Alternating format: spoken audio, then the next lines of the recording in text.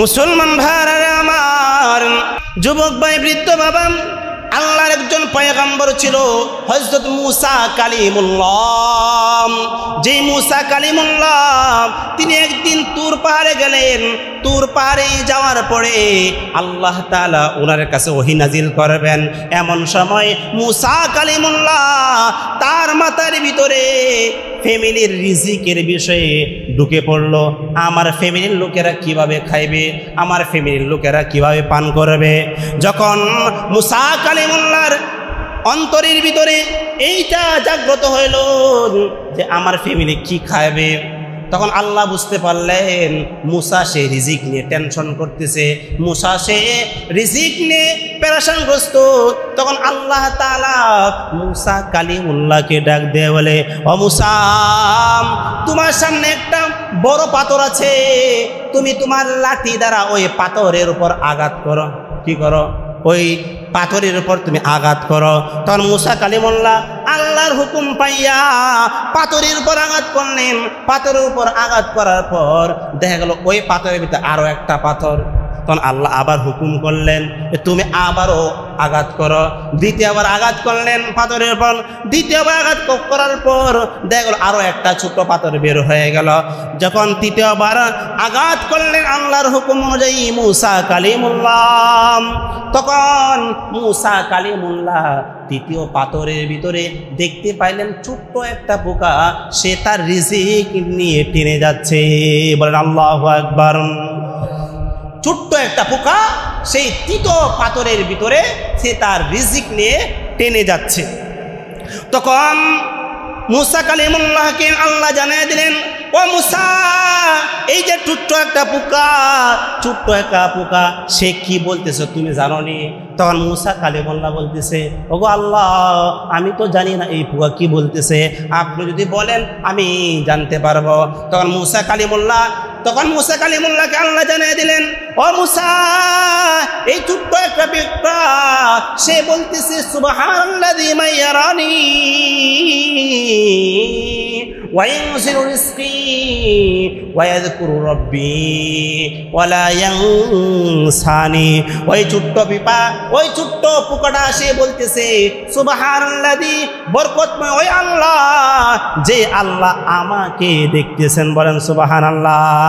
পিঁপড়া বলতেছে, ওই পোকাটা বলতেছে বরকতময় ওই আল্লাহ, পবিত্র ওই আল্লাহ, যে আল্লাহ আমাকে দেখেন। জোরে কোন সুবহানাল্লাহ। আল্লাহ আমাদেরকে দেখেন কি দেখেন না? জোরে বলেন দেখেন কি দেখেন না? তাহলে আল্লাহ পাক ওই তিনটা পাথরের ভিতরে ছোট্ট একটা পোকা ছিল, ওই পোকাকে আল্লাহ দেখেন কি দেখেন না? জোরে বলেন দেখেন কি দেখেন না? তখন ওই পিপিলিকা বলতেছে সুবহানাল্লাযী মাইয়ারানি, বরকতময় ওই আল্লাহ, পবিত্র ওই আল্লাহ, যিনি আমাকে দেখেন। ওয়াইনজিলু রিজকি, যিনি আমাকে রিজিকের ব্যবস্থা করেন, যিনি আমাকে রিজিক দান করেন। ওয়ায়াজকুরু রাব্বি, যে প্রভু আমাকে স্মরণ করেন। ওয়ালা ইয়ানসানি, যে প্রভু আমাকে ভুলে যান না। তাহলে বুঝে থাকলে বলেন তো দেখি, ছোট্ট একটা পোকা, ওই পোকা আল্লাহকে স্মরণ করার কারণে আল্লাহ তাআলা ওই তিনটা পাথরের ভিতরে রিজিকের ব্যবস্থা করে দিয়েছেন। কথা বলেন ঠিক কিনা? আমরাও যদি এই দুনিয়ার জিন্দেগিতে আল্লাহকে স্মরণ করি, আল্লাহর হুকুমগুলো যদি মানি, আল্লাহর বিধান অনুযায়ী চলি, তাহলে আল্লাহ তাআলা অবশ্যই আপনার আমার রিজিকের ব্যবস্থা করে দিতে পারেন। কথা বলেন ঠিক কিনা? তখন আল্লাহ তাআলা মুসা কালিমুল্লাহকে জানিয়ে দিলেন, ও মুসা, তুমি চিন্তা করবা না, আমি আল্লাহ যেহেতু এই তিনটা পাথরের ভিতরে ছোট্ট একটা পোকার খাবারের ব্যবস্থা করে দিয়েছি, তুমি তো হচ্ছ আমার বন্ধু, তুমি তো হচ্ছ আমার পেয়ারা বান্দা, তুমি তো হচ্ছ আল্লাহর রাসূল, আমি অবশ্যই তোমাকে তোমার ফ্যামিলির লোকদেরকে রিজিক অবশ্যই পান করাবো। জোরে কোন সুবহানাল্লাহ। তাহলে আমাদেরকে রিজিক দান করেন কে? আমাদেরকে রিজিক দেন কে? আল্লাহ একজন পয়গম্বর ছিলেন হযরত ইব্রাহিম আলাইহিস সালাতু ওয়াস সালাম। যে ইব্রাহিম আলাইহিস সালাতু ওয়াস সালামের অভ্যাস ছিল তিনি মেহমান ছাড়া কখনো খাবার খাইতেন না। মেহমান দিয়ে সবসময় করতেন, মেহমান নিয়ে সবসময় খাবার খাইতেন।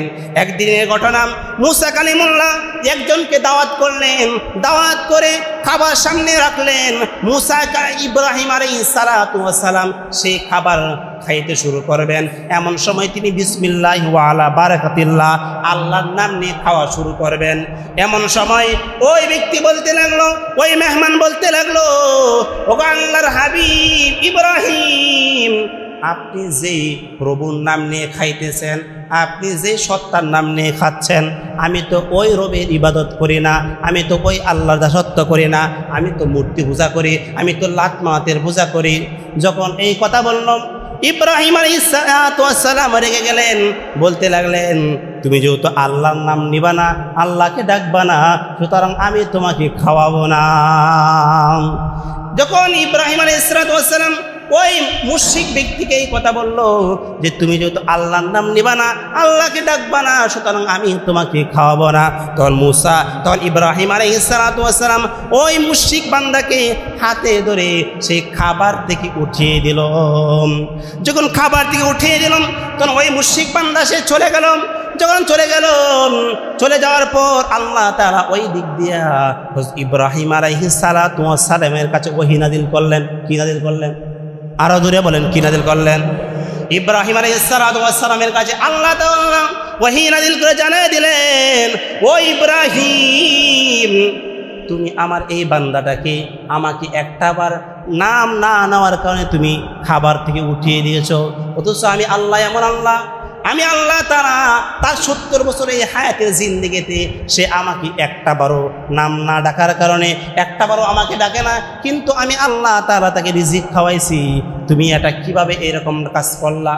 অর্থাৎ আল্লাহ ওহীর মাধ্যমে ইব্রাহিম আলাইহিস সালামকে শাসাইতে লাগলেন, এই বান্দা আমাকে না ডাকার কারণে আমি আল্লাহ রিজিক দিচ্ছি, আমি তাকে খাওয়াচ্ছি, আমি তাকে পড়াচ্ছি, তুমি একটা বেলা তাকে খাওয়াইতে পারলা না কি জন্য? তখন ইব্রাহিম আলাইহিস সালাম বুঝতে পারলেন, যেই কাজটা আমি করছি এটা ভুল করেছি, এই কাজটা আমি সঠিক করি নাই। তখন ইব্রাহিম আলাইহিস সালাম ওই মুশরিক ব্যক্তিটাকে খুঁজতে লাগলেন, ওই মুশরিক বান্দাটাকে খুঁজতে লাগলেন। খুঁজ করার পর যখন ওই মুশরিক ব্যক্তিকে পাইলেন, তখন ওই মুশরিক ব্যক্তি বলতে লাগলো, ও আল্লাহর হাবিব, ও আল্লাহর পয়গম্বর হযরত ইব্রাহিম আলাইহিস সালাম, আপনি আমাকে খাবার দিয়ে উঠিয়ে দিয়েছেন, আবার আপনি কি জন্য আমাকে বলতেছেন খাবার খাওয়ানোর জন্য? কারণটা কি, ঘটনাটা কি? তখন ইব্রাহিম আলাইহিস সালাম ওই মুশরিককে জানিয়ে দিল, ওই মুশরিককে বলে দিলাম, আল্লাহ তাআলা আমাকে জানিয়ে দিয়েছেন তুমি আল্লাহকে 70 বছর ধরে আমাকে ডাকো না, আল্লাহকে ডাকো না, আল্লাহকে না ডাকার কারণে আল্লাহ তাআলা তোমাকে খাওয়াইছেন, কিন্তু আমি তোমাকে যে খাবারের কারণে আল্লাহকে না ডাকার কারণে তোমাকে যে আমি উঠিয়ে দিয়েছি, এটা আমি ভুল করেছি, এটা আমার দ্বারা ঠিক হয় নাই। তখন ওই মুশরিক ব্যক্তি বলতে লাগলো, তখন তিনি আল্লাহ তাআলার প্রতি তিনি রুজু হয়ে গেলেন, আল্লাহ তাআলা মুখাপেক্ষী হয়ে গেলেন। তখন ওই মুশরিক ব্যক্তি বলতে লাগলো, ওগো আল্লাহর হাবিব হযরত ইব্রাহিম, আপনি আমাকে কালিমা পড়িয়ে মুসলমান বানিয়ে দিন। তখন ইব্রাহিম আলাইহিস সালাম কালিমা পাঠ করে ওই মুশরিক ব্যক্তিটাকে মুসলমান বানিয়ে দিয়েছেন, ইমানদার বানিয়ে দিয়েছেন। জোরে জোরে বলেন সুবহানাল্লাহ। তাহলে আমাদেরকে রিজিকের ব্যবস্থা দেন কে? রিজিক দান করেন কে? ওই আল্লাহর উপর আমাদের ভরসা থাকতে হবে। আল্লাহ তাআলা বলেন, ইয়া আইয়ুহাল্লাযীনা আমানু কুলু মিন তাইয়্যিবাতি মা রাযাকনাকুম ওয়াশকুরু লিল্লাহ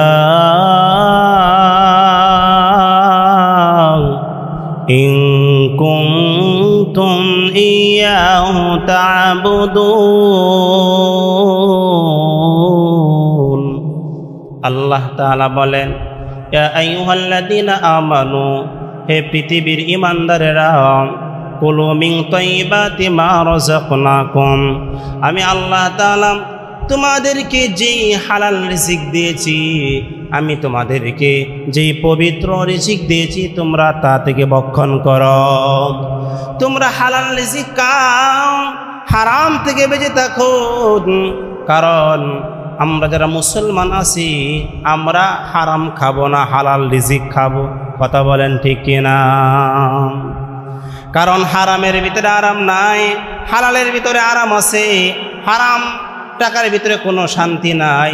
আপনি হালাল পন্থায় যদি কম টাকাও ইনকাম করেন, কম টাকাও উপার্জন করেন, এই টাকার ভিতরে বরকত রেখে দিয়েছেন তিনি কে? তাই হালালভাবে রিজিক উপার্জন করতে হবে, হারাম পন্থায় রিজিক অন্বেষণ করা যাবে না। কারণ রহমতের নবী বলেন, তলাবু কাসবিল হালালি ফারিদাতুন বাদাল ফারিদা। রহমতের নবী বলেন, হালাল রুজি ইনকাম করা, হালালভাবে টাকা পয়সা ইনকাম করা, গাড়ি চালায় হোক, কৃষি কাজ করে হোক, অফিসে কাজকর্ম করে হোক, যেইভাবে হোক না কেন, বান্দা যদি হালালভাবে টাকা পয়সা ইনকাম করে, হালালভাবে টাকা পয়সা উপার্জন করা অন্যতম একটি ফরজ। বলি সুবহানাল্লাহ। যেরকমভাবে নামাজ পড়া ফরজ, কথা বলেন ঠিক কিনা? রোজা রাখা, যেরকম রমজান মাসে রোজা রাখা ফরজ, ঠিক তেমনিভাবে হালাল রুজি টাকা পয়সা উপার্জন করাও ফরজ, কথা বলেন ঠিক কিনা? কারণ হারাম খাইয়া কেউ যদি কবরে যায়, রহমতের নবী বলেন, লা ইয়াদখুলুল জান্নাতা জাসাদুন গুযিয়া বিল হারাম। ওই শরীর জান্নাতে প্রবেশ করতে পারবে না যেই শরীরটাকে হারাম জিনিস দ্বারা গঠিত করা হয়েছে। যেই শরীরে হারাম জিনিস দ্বারা গঠিত হয়েছে, ওই শরীর জান্নাতে প্রবেশ করতে পারবে না, কথা বলেন ঠিক কিনা? তাহলে জান্নাতে যাইতে গেলে হালাল রিজিক খাইতে হবে, হালালভাবে টাকা পয়সা উপার্জন করতে হবে। হারাম পন্থায়, হারাম উপায়ে যদি কেউ টাকা পয়সা কামাই করে, ওইভাবে কেউ জান্নাতে যাইতে পারবে না, কথা বলেন ঠিক কিনা?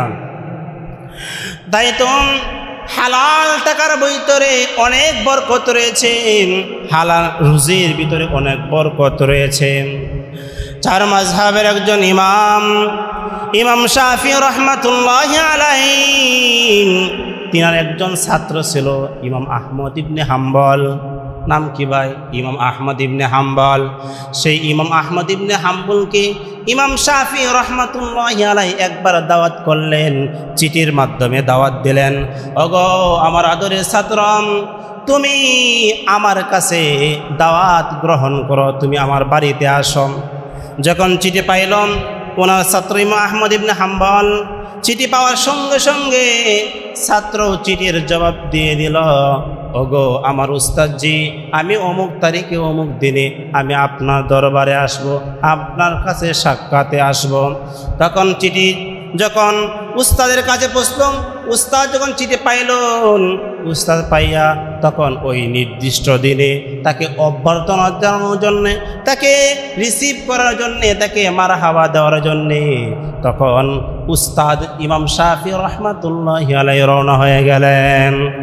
তখন নির্দিষ্ট টাইমে দেখা গেল ইমাম আহমদ ইবনে হাম্বল নবীজি দরবারে, ইমাম আহমদ ইবনে হাম্বল ইমাম শাফির কাছে চলে আসলো। ইমাম শাফির কাছে আসার পরে ইমাম শাফি রাহমাতুল্লাহি আলাইহি ছাত্রকে অনেক অভ্যর্থনা দিল, অনেক সংবর্ধনা দিল। আমরাও তো দেই, কথা বলেন ঠিক কিনা? কেউ যদি সৌদি আরব থেকে আমাদের দেশে আসে, তখন কিন্তু আমরা তাকে রিসিভ করতে যাই, এই নরসিংদী থেকে আমরা কিন্তু ঢাকায় যাই, কথা বলেন ঠিক কিনা? তখন যখন ইমাম আহমদ ইবনে হাম্বল উস্তাদের কাছে আসলো, উস্তাদও অভ্যর্থনা জানাইলো। উস্তাদ অভ্যর্থনা জানানোর পরে যখন ইমাম আহমদ ইবনে হাম্বলকে উস্তাদ ইমাম শাফি বাড়িতে নিয়ে গেল, বাড়িতে নিয়ে যাওয়ার তখন ওনাকে খাবার দাবারের ব্যবস্থা করলো, খাবার দাবার সামনে দিল। খাবার দাবার সামনে দেওয়ার পর তখন ইমাম শাফির সন্তানেরা খাবার দাবার সামনে বাইরে দিল। খাবার দাবার সামনে দেওয়ার পর তখন ইমাম আহমদ ইবনে হাম্বল এত পরিমাণ খাইতে লাগলেন, এত পরিমাণ খাইতে লাগলেন, যত খাবারই আসে তত খাবারই তিনি খেয়ে ফেলে। অনেক লোক আছে না, অনেক দিন ধরে ক্ষুধা, তখন কিন্তু তিনি তুলনামূলক খাবার বেশি খান, কথা বলেন ঠিক কিনা? আপনি তো সারাদিন কাজকর্ম করে আসেন, তখন যদি মরিচ দিয়েও খান, খাবার বেশি খান, কথা বলেন ঠিক কিনা? কিন্তু ইমাম আহমদ ইবনে হাম্বল ওই দিন উস্তাদের বাড়িতে অন্যান্য দিনের তুলনায় খাবার বেশি খাইলেন। যখন খাবার দাওয়া শেষ করলেন, শেষ করার পরে যখন ঘুমাইতে যাবেন, তখন ইমাম আহমদ ইবনে হাম্বলকে একটা কামরায়, একটা ঘরের ভিতরে দিলেন ওই রুমে ঘুমানোর জন্য। আমরাও কি দেই না, মেহমান আসলে একটা রুমের ভিতরে তাকে কি আমরা ঘুমানোর জন্য দেই, কথা বলেন ঠিক কিনা? ঠিক তদ্রুপ ইমাম শাফি তার ছাত্রই ইমাম আহমদ ইবনে হাম্বলকে ঘুমানোর জন্য একটা ঘর দিলেন, ওই ঘরে থাকতে দিলেন।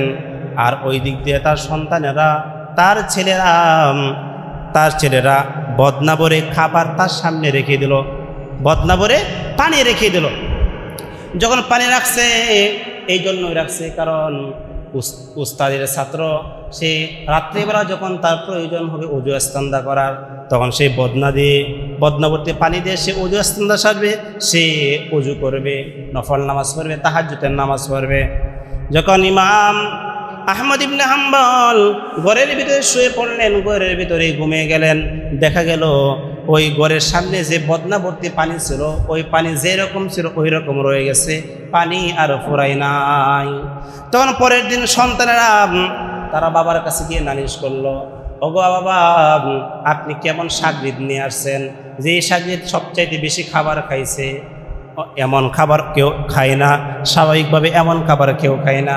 এমনকি রাত্রিবেলা উনি ঘুমাইতে গেছে, তাকে একটা রুমের ভিতরে আমরা ঘুমানোর জন্য দিলাম, ওই ঘরের সামনে আমরা একটা বদনাবর্তী পানি দিলাম যাতে করে উনি ওযু ইস্তেঞ্জা সারতে পারে। কিন্তু দেখা গেল সেই বদনা যেরকম ছিল ওই রকম রয়ে গিয়েছে। তখন ইমাম শাফি রাহমাতুল্লাহি আলাইহি তার ছাত্রকে ডাকলেন, ওকে ইমাম আহমদ ইবনে হাম্বল কি হয়েছে তুমি আমার সামনে বলো। আমার ছেলেরা বলতেছে তুমি বেশি খেয়েছো, কারণটা কি? তখন ইমাম আহমদ ইবনে হাম্বল বলেন, ওগো আমার উস্তাদজি, যখন আপনার বাড়িতে আসলাম, বাড়িতে যখন আপনি আমার সামনে খাবারগুলো আপনার সন্তানরা বাইরা দিল, তখন আমি আমার চোখে এত নূর এত বরকত দেখতে পাইলাম, যে বরকত এবং নূরের কারণে আমি খাবার বেশি খাইলাম। বলেন সুবহানাল্লাহ।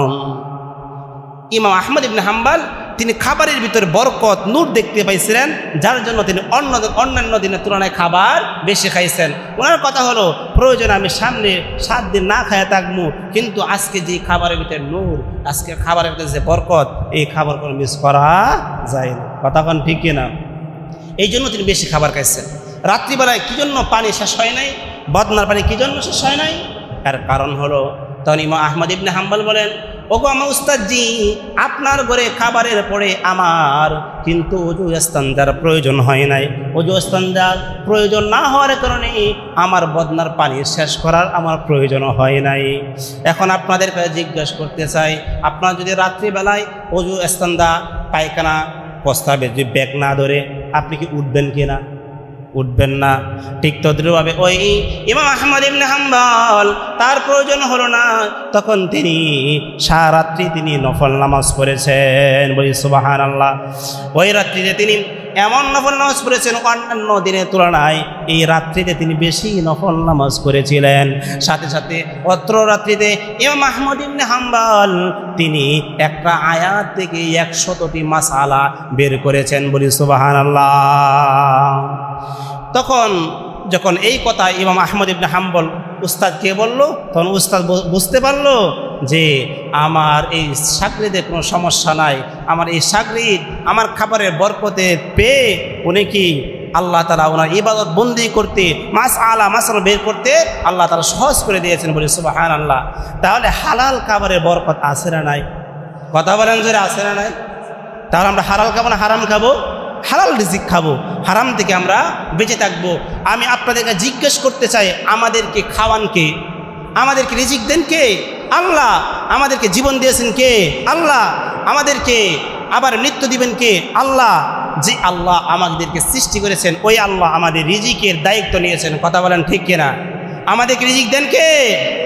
আল্লাহ তাআলা বলেন, ওমা মিন দাব্বাতিন ফিল আরদি ইল্লা আলাল্লাহি রিজকুহা।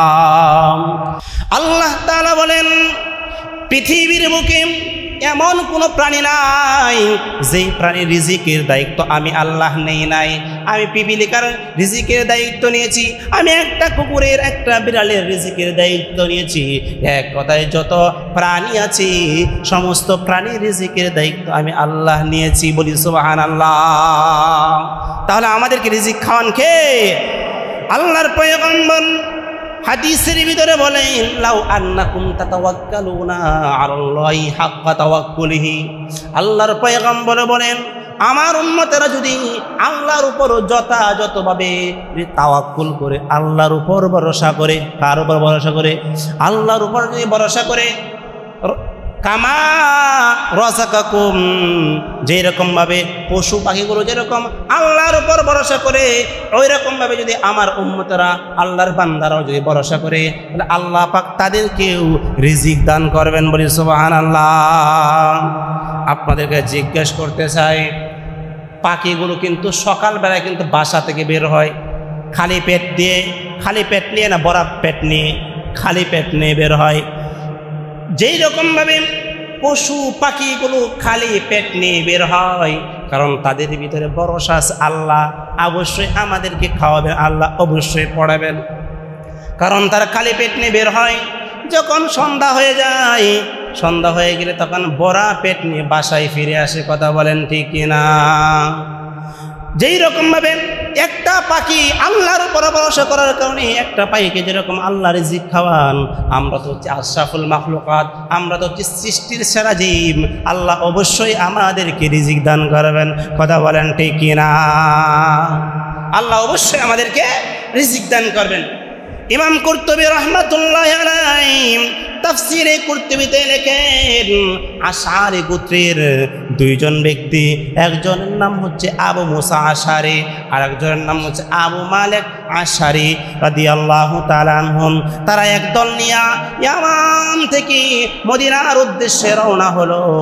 যখন মদিনায় তারা আসলো, প্রতিমধ্যে তাদের খাবার দাবার সব কিছু শেষ হয়ে গেল, খাবার দাবার শেষ হয়ে গেল।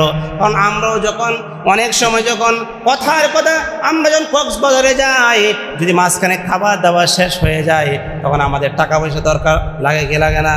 তখন কিন্তু আমরা ফোন করে বলি বিকাশে, নগদে, রকেটের মাধ্যমে, বাবা, দাদা, ওগো মা, আপনি আমাদেরকে টাকার ব্যবস্থা করে দেন। কথা বলেন ঠিক কিনা? ঠিক তদ্রুপভাবে ওই আশআরী গোত্রের লোকেরা যখন তারা মদিনার উদ্দেশ্যে রওনা হলো, তখন তাদের খাবার দাবার শেষ হয়ে গেল। যখন তারা মদিনায় পৌঁছলো, মদিনায় পৌঁছার পর খাবার দাবার শেষ হয়ে গেল।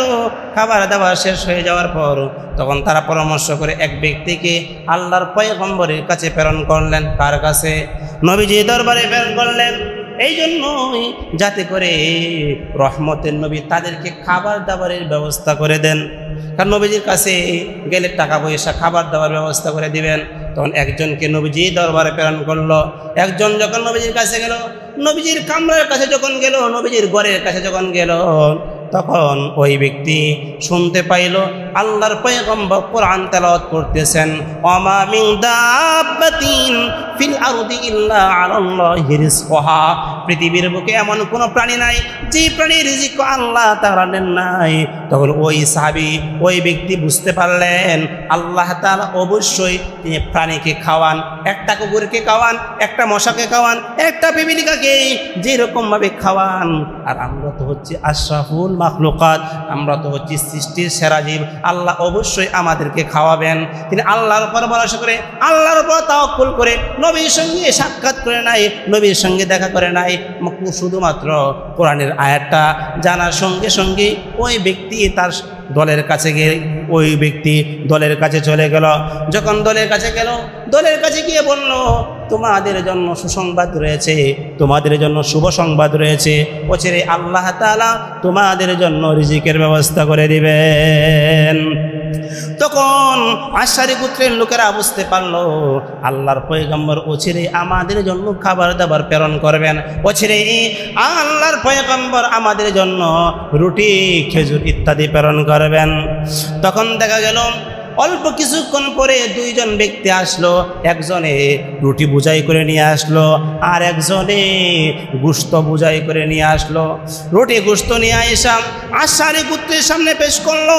বলতে লাগলো, আমরা আপনাদের জন্য হাদিয়া হিসাবে নিয়ে এসেছি, আপনারা গ্রহণ করুন। তখন আশআরী গোত্রের লোকেরা ওই রুটি এবং খাবার গ্রহণ করলেন। রুটি খাবার গ্রহণ করার পরে তখন সবাই খাবারগুলো খাইলেন। খাবারগুলো খাওয়ার পর দেখা গেল কিছু খাবার বেড়ে গিয়েছে। কি? খাবার খাওয়ার পর কিছু খাবার কি বৃদ্ধি পেয়েছে। তখন তারা পরামর্শ করলো, যেই খাবারটা বেড়ে গিয়েছে ওই খাবারটা নবীর দরবারে প্রেরণ করে দিতে। তখন তারা পরামর্শ করে দুইজন ব্যক্তিকে নবীজির কাছে খাবারগুলো প্রেরণ করে দিল। খাবারগুলো পাঠিয়ে দিল।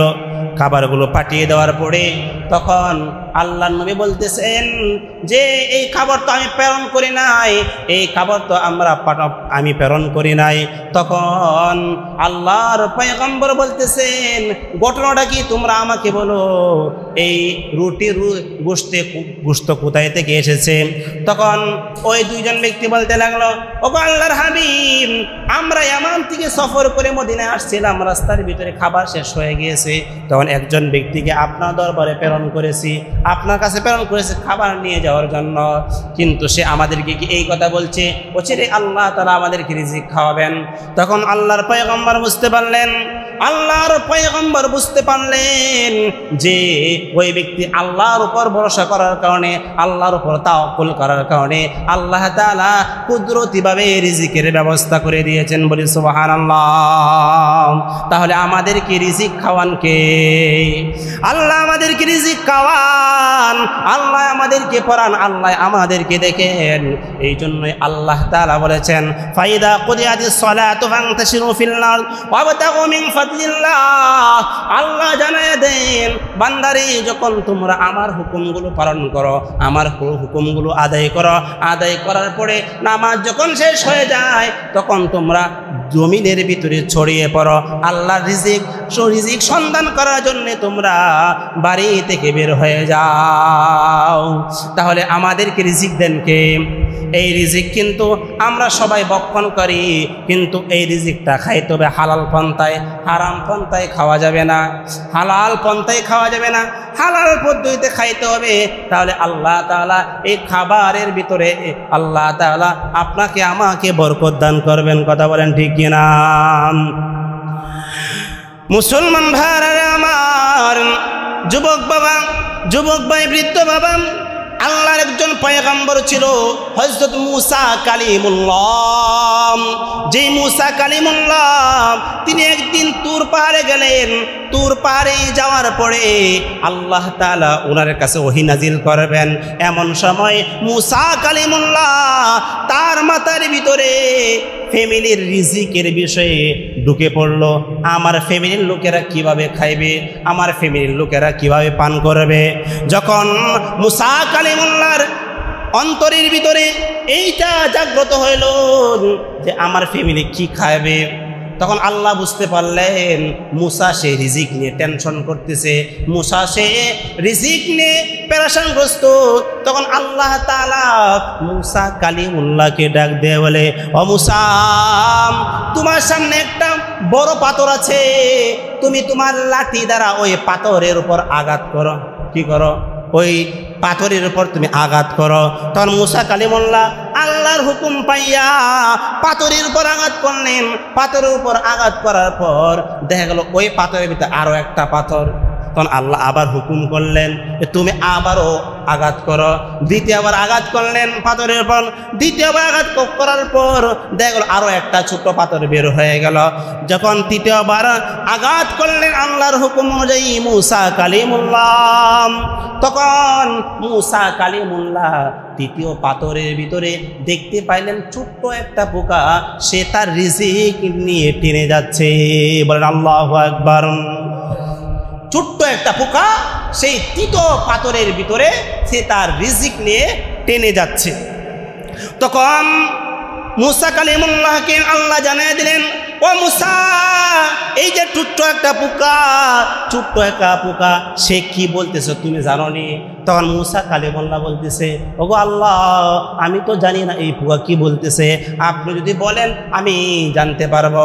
তখন মূসা কালিমুল্লাহকে আল্লাহ জানিয়ে দিলেন, ও মূসা, এই ছোট্ট একটা পোকা সে বলতেছে সুবহানাল্লাযী মাইয়ারানি وينزل رزقي ويذكر ربي ولا ينساني। ওই ছোট্ট পোকাটা সে বলতেছে সুবহানাল্লাযী, বরকতময় ওই আল্লাহ, যে আল্লাহ আমাকে দেখতেছেন। বলেন সুবহানাল্লাহ। পিঁপড়া বলতেছে, ওই পোকাটা বলতেছে বরকতময় ওই আল্লাহ, পবিত্র ওই আল্লাহ, যে আল্লাহ আমাকে দেখেন। জোরে কোন সুবহানাল্লাহ। আল্লাহ আমাদেরকে দেখেন কি দেখেন না? জোরে বলেন দেখেন কি দেখেন না? তাহলে আল্লাহ পাক ওই তিনটা পাথরের ভিতরে ছোট্ট একটা পোকা ছিল, ওই পোকাকে আল্লাহ দেখেন কি দেখেন না? জোরে বলেন, দেখেন কি দেখেন না? তখন ওই পিপিলিকা বলতেছে সুবহানাল্লাযী মাইয়ারানি, বরকতময় ওই আল্লাহ, পবিত্র ওই আল্লাহ যিনি আমাকে দেখেন, ওয়াইনজিলু রিজকি, যিনি আমাকে রিজিকের ব্যবস্থা করেন, যিনি আমাকে রিজিক দান করেন, ওয়ায়াজকুরু রাব্বি, যে প্রভু আমাকে স্মরণ করেন, ওয়ালা ইয়ানসানি, যে প্রভু আমাকে ভুলে যান না। তাহলে বুঝে থাকলে বলেন তো দেখি, ছোট্ট একটা পোকা, ওই পোকা আল্লাহকে স্মরণ করার কারণে আল্লাহ তাআলা ওই 3টা পাথরের ভিতরে রিজিকের ব্যবস্থা করে দিয়েছেন। কথা বলেন ঠিক কিনা? আমরাও যদি এই দুনিয়ার জিন্দেগিতে আল্লাহকে স্মরণ করি, আল্লাহর হুকুমগুলো যদি মানি, আল্লাহর বিধান অনুযায়ী চলি, তাহলে আল্লাহ তাআলা অবশ্যই আপনার আমার রিজিকের ব্যবস্থা করে দিতে পারেন। কথা বলেন ঠিক কিনা? তখন আল্লাহ তাআলা মুসা কালিমুল্লাহকে জানিয়ে দিলেন, ও মুসা, তুমি চিন্তা করবা না, আমি আল্লাহ যেহেতু এই 3টা পাথরের ভিতরে ছোট্ট একটা পোকার খাবারের ব্যবস্থা করে দিয়েছি, তুমি তো হচ্ছ আমার বন্ধু, তুমি তো হচ্ছে আমার পেয়ারা বান্দা, তুমি তো হচ্ছে আল্লাহর রাসূল, আমি অবশ্যই তোমাকে তোমার ফ্যামিলির লোকদেরকে রিজিক অবশ্যই পান করাবো। জোরে কোন সুবহানাল্লাহ। তাহলে আমাদেরকে রিজিক দান করেন কে? আমাদেরকে রিজিক দেন কে? আল্লাহ একজন পয়গম্বর ছিলেন হযরত ইব্রাহিম আলাইহিস সালাতু ওয়াস সালাম। যে ইব্রাহিম আলাইহিস সালাতু ওয়াস সালামের অভ্যাস ছিল, তিনি মেহমান ছাড়া কখনো খাবার খাইতেন না, মেহমান দিয়ে সবসময় করতেন, মেহমান নিয়ে সবসময় খাবার খাইতেন। একদিনের ঘটনা, মুসা কালিমুল্লাহ একজনকে দাওয়াত করলেন, দাওয়াত করে খাবার সামনে রাখলেন। মুসা ইব্রাহিম আলাইহিস সালাতু ওয়াস সালাম সেই খাবার খাইতে শুরু করবেন, এমন সময় তিনি বিসমিল্লাহি ওয়া আলা বারাকাতিল্লাহ, আল্লাহর নাম নিয়ে খাওয়া শুরু করবেন। এমন সময় ওই ব্যক্তি বলতে লাগলো, ওই মেহমান বলতে লাগলো, ও আল্লাহর হাবিব ইব্রাহিম, আপনি যে প্রভুর নাম নিয়ে খাইতেছেন, আপনি যে সত্তার নাম নিয়ে খাচ্ছেন, আমি তো ওই রবের ইবাদত করি না, আমি তো ওই আল্লাহর দাসত্ব করি না, আমি তো মূর্তি পূজা করি, আমি তো লাত মাতের পূজা করি।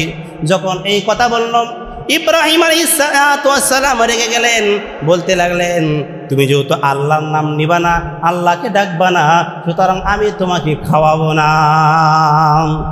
যখন ইব্রাহিম আলাইহিস সালাম ওই মুশরিক ব্যক্তিকে এই কথা বললো যে তুমি যেহেতু আল্লাহর নাম নিবা না, আল্লাহকে ডাকবা না, সুতরাং আমি তোমাকে খাওয়াবো না, তখন ইব্রাহিম আলাইহিস সালাম ওই মুশরিক বান্দাকে হাতে ধরে সেই খাবার থেকে উঠিয়ে দিল। যখন খাবার থেকে উঠিয়ে দিলাম, তখন ওই মুশরিক বান্দা সে চলে গেল। যখন চলে যাওয়ার পর আল্লাহ তাআলা ওই দিক দিয়া ইব্রাহিম আলাইহিস সালামের কাছে ওহী নাযিল করলেন। কি নাযিল করলেন? আরো জোরে বলেন, কি নাযিল করলেন? ইব্রাহিম আলাইহিস সালামের কাছে আল্লাহ তাআলা ওহী নাযিল করে জানিয়ে দিলেন, ও ইব্রাহিম, তুমি আমার এই বান্দাটাকে আমাকে একটাবার নাম না নেওয়ার কারণে তুমি খাবার থেকে উঠিয়ে দিয়েছো, অথচ আমি আল্লাহ এমন আল্লাহ, আমি আল্লাহ তাআলা তার 70 বছরের এই হায়াতের জিন্দেগিতে সে আমাকে একটাবারও নাম না ডাকার কারণে একটাবারও আমাকে ডাকে না, কিন্তু আমি আল্লাহ তাআলা তাকে রিজিক খাওয়াইছি, তুমি এটা কিভাবে এরকম কাজ করলা? অর্থাৎ আল্লাহ ওহীর মাধ্যমে ইব্রাহিম আলাইহিস সালামকে শাসাইতে লাগলেন, এই বান্দা আমাকে না ডাকার কারণে আমি আল্লাহ রিজিক দিচ্ছি, আমি তাকে খাওয়াচ্ছি, আমি তাকে পড়াচ্ছি, তুমি একটা বেলা তাকে খাওয়াইতে পারলা না কি জন্য? তখন ইব্রাহিম আলাইহিস সালাম বুঝতে পারলেন, যেই কাজটা আমি করছি এটা ভুল করেছি, এই কাজটা আমি সঠিক করি নাই। তখন ইব্রাহিম আলাইহিস সালাম ওই মুশরিক ব্যক্তিটাকে খুঁজতে লাগলেন, ওই মুশরিক বান্দাটাকে খুঁজতে লাগলেন। খুঁজ করার পর যখন ওই মুশরিক ব্যক্তিকে পাইলেন, তখন ওই মুশরিক ব্যক্তি বলতে লাগলো, ও আল্লাহর হাবিব, ও আল্লাহর পয়গম্বর হযরত ইব্রাহিম আলাইহিস সালাম, আপনি আমাকে খাবার থেকে উঠিয়ে দিয়েছেন, আবার আপনি কি জন্য আমাকে বলতেছেন খাবার খাওয়ানোর জন্য? কারণটা কি, ঘটনাটা কি? তখন ইব্রাহিম আলাইহিস সালাম ওই মুশরিককে জানিয়ে দিল, ওই মুশরিককে বলে দিলাম, আল্লাহ তাআলা আমাকে জানিয়ে দিয়েছেন তুমি আল্লাহকে 70 বছর ধরে আমাকে ডাকো না, আল্লাহকে ডাকো না। আল্লাহকে না ডাকার কারণে আল্লাহ তাআলা তোমাকে খাওয়াইছেন, কিন্তু আমি তোমাকে যে খাবারের কারণে আল্লাহকে না ডাকার কারণে তোমাকে যে আমি উঠিয়ে দিয়েছি, এটা আমি ভুল করেছি, এটা আমার দ্বারা ঠিক হয় নাই। তখন ওই মুশরিক ব্যক্তি বলতে লাগলো, তখন তিনি আল্লাহ তাআলার প্রতি তিনি রুজু হয়ে গেলেন, আল্লাহ তাআলা মুখাপেক্ষী হয়ে গেলেন। তখন ওই মুশরিক ব্যক্তি বলতে লাগলো, ওগো আল্লাহর হাবিব হযরত ইব্রাহিম, আপনি আমাকে কালিমা পড়িয়ে মুসলমান বানিয়ে দিন। তখন ইব্রাহিম আলাইহিস সালাম কালিমা পাঠ করে ওই মুশরিক ব্যক্তিটাকে মুসলমান বানিয়ে দিয়েছেন, ইমানদার বানিয়ে দিয়েছেন। জোরে জোরে বলেন সুবহানাল্লাহ। তাহলে আমাদেরকে রিজিকের ব্যবস্থা দেন কে? রিজিক দান করেন কে? ওই আল্লাহর উপর আমাদের ভরসা থাকতে হবে, আল্লাহর উপর আমাদের ভরসা থাকতে হবে। যে আল্লাহ আমাদেরকে খাওয়ান, যে আল্লাহ আমাদেরকে পড়ান, ওই আল্লাহর উপর আমাদের ভরসা থাকতে হবে।